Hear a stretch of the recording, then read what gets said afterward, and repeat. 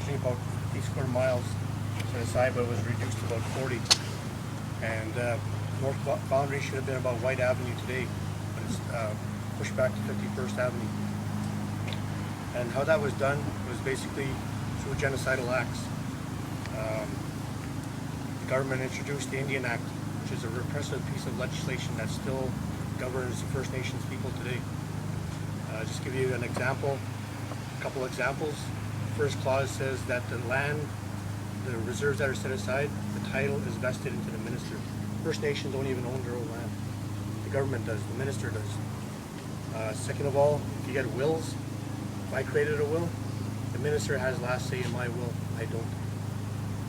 And anyway, it also talks about surrenders in there. And well, just go back to their example is the government can pass legislation on allowing companies, municipalities onto First Nations lands, and First Nation people can't have no say in it.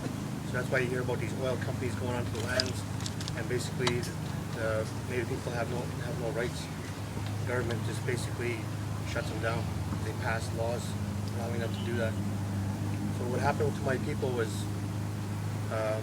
they were offered this treaty, and they signed it at Fort Edmonton on August 21st, 1877, along with Chiefs Alexis and Chief Alexander.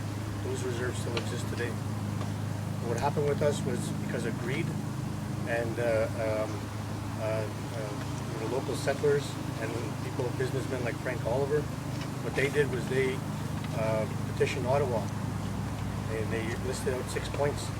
And one of the points was this land was needed for better men. So they wanted to move the Native people away from this area, even 20 miles away. My ancestors, even though this was our traditional hunting territory and our lands.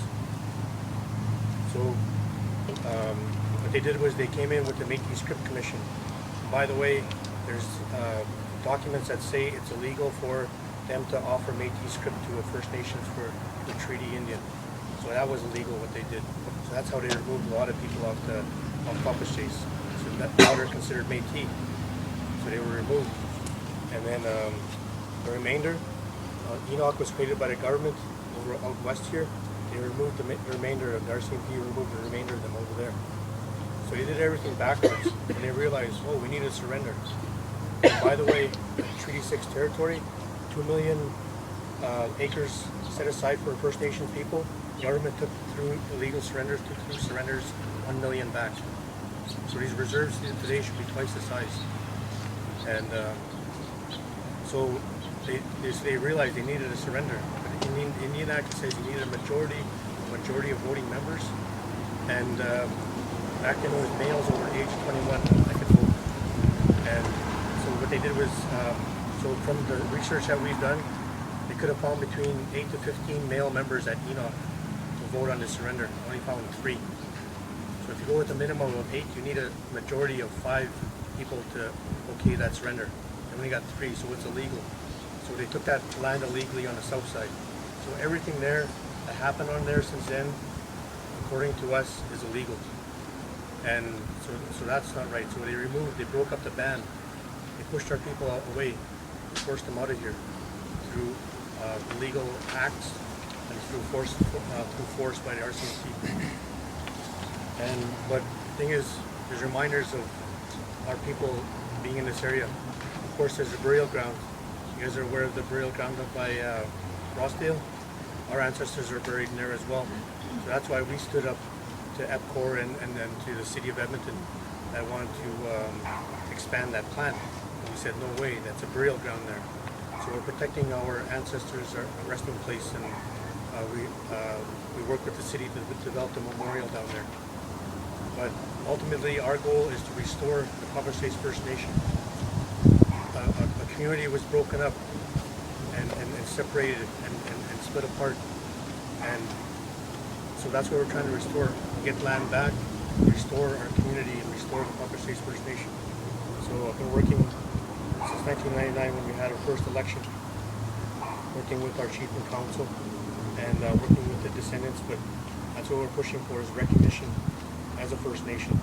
We're not a recognized First Nation because the government doesn't want to deal with this. They say what they did was all legitimate and legal. It's not. That's why we took a claim into the courts, and we lost at the Supreme Court level. We were headed to trial. We won at the appeals division here in Edmonton, but it was the government lawyers who took it to Ottawa. It wasn't us.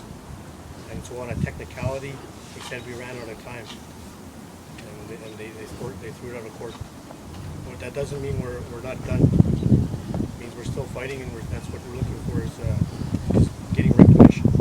So I'm here on behalf of my ancestors to place a stone and to honor them and to let them know that they're not forgotten. That we're going to continue to working to continue to honor and respect. And just one last note: Papaschase was also a spiritual man. He's also a gifted man, and he even prophesied the first and second and even third world wars, and those came to pass. But he also said, "My grandchildren will come back for the land." He said that many years ago. So I'm one of his grandchildren.